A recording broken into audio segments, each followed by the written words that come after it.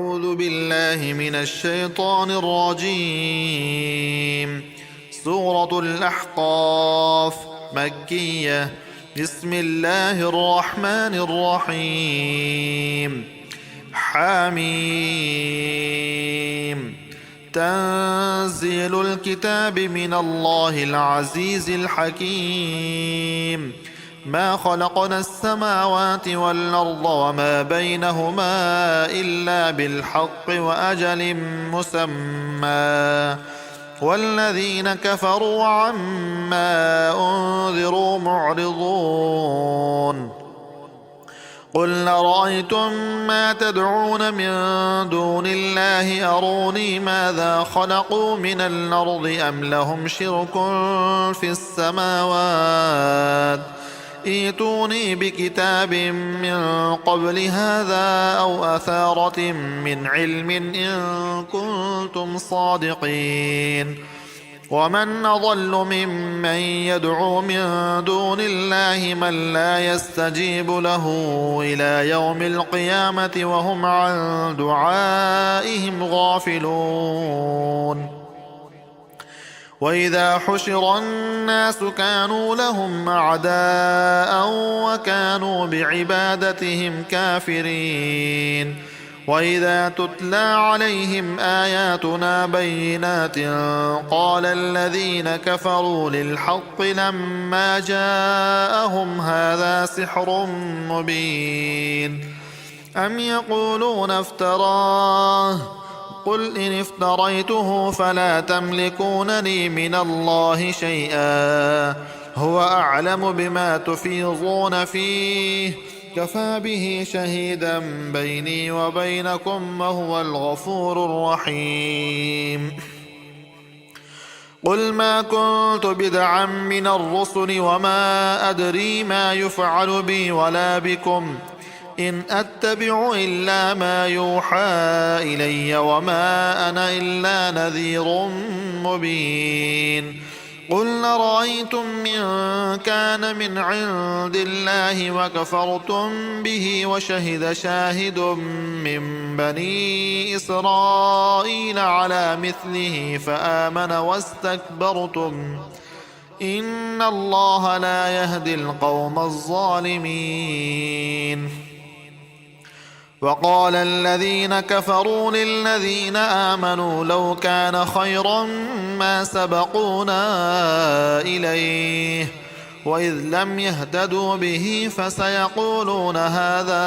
إفك قديم. ومن قبله كتاب موسى إماما ورحمة، وهذا كتاب مصدق لسانا عربيا لينذر الذين ظلموا وبشرى للمحسنين. إن الذين قالوا ربنا الله ثم استقاموا فلا خوف عليهم ولا هم يحزنون، أولئك أصحاب الجنة خالدين فيها جزاء بما كانوا يعملون. ووصينا الإنسان بوالديه إحسانا، حملته أمه كرها ووضعته كرها، وحمله وفصاله 30 شهرا، حتى إذا بلغ أشده وبلغ 40 سنة قال رب أوزعني أن أشكر نعمتك التي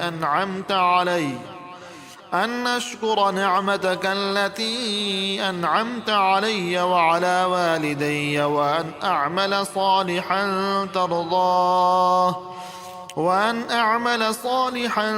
ترضاه وأصلح لي في ذريتي إني تبت إليك وإني من المسلمين. أولئك الذين نتقبل عنهم أحسن ما عملوا ونتجاوز عن سيئاتهم في أصحاب الجنة، وعد الصدق الذي كانوا يوعدون.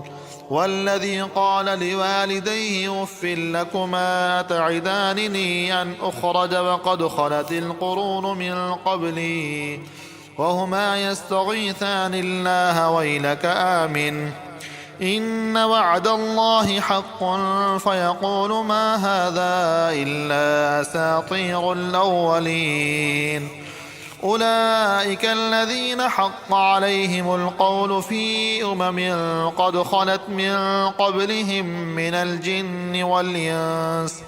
إنهم كانوا خاسرين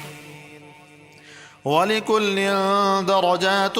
مما عملوا وليوفيهم أعمالهم وهم لا يظلمون ويوم يعرض الذين كفروا على النار أذهبتم طيباتكم في حياتكم الدنيا واستمتعتم بها فاليوم تجزون عذاب الهون بما كنتم تستكبرون في الأرض بغير الحق وبما كنتم تفسقون واذكر أخا عاد إذ أنذر قومه بالأحقاف وقد خلت النذر من بين يديه ومن خلفه ألا تعبدوا إلا الله إني أخاف عليكم عذاب يوم عظيم قالوا وجئتنا لتأفكنا عن آلهتنا فأتنا بما تعدنا إن كنت من الصادقين قال إنما العلم عند الله وأبلغكم ما أرسلت به ولكني أراكم قوما تجهلون فلما رأوه عارضا مستقبل أوديتهم قالوا هذا عارض ممطرنا بل هو ما استعجلتم به ريح فيها عذاب أليم تدمر كل شيء بأمر ربها فأصبحوا لا يرى إلا مساكنهم كذلك نجزي القوم المجرمين ولقد مكناهم في ماء مكناكم فيه وجعلنا لهم سمعا وأبصارا وأفئدة فما أغنى عنهم سمعهم ولا أبصارهم ولا أفئدتهم من شيء إذ كانوا يجحدون بآيات الله وحاق بهم ما كانوا به يستهزئون ولقد أهلكنا ما حولكم من القرى وصرفنا الآيات لعلهم يرجعون فلولا نصرهم الذين اتخذوا من دون الله قربانا آلهة بل ضلوا عنهم وذلك إفكهم وما كانوا يفترون وإذ صرفنا إليك نفرا من الجن يستمعون القرآن فلما حضروه قالوا أنصتوا فلما قضي ولوا إلى قومهم منذرين قالوا يا قومنا إنا سمعنا كتابا أنزل من بعد موسى مصدقا لما بين يديه يهدي إلى الحق وإلى طريق مستقيم يا قومنا أجيبوا داعي الله وآمنوا به يغفر لكم من ذنوبكم ويجركم من عذاب أليم ومن لا يجب داعي الله فليس بمعجز في الأرض وليس له من دونه أولياء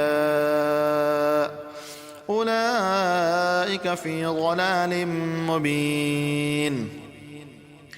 أولم يروا أن الله الذي خلق السماوات والأرض ولم يعي بخلقهن بقادر على أن يحيي الموتى بلى إنه على كل شيء قدير ويوم يعرض الذين كفروا على النار أليس هذا بالحق؟ قالوا بلى وربنا قال فذوقوا العذاب بما كنتم تكفرون فاصبر كما صبر أولو العزم من الرسل ولا تستعجل لهم كأنهم يوم يرون ما يوعدون لم يلبثوا إلا ساعة من نهار بلاغ فهل يهلك إلا القوم الفاسقون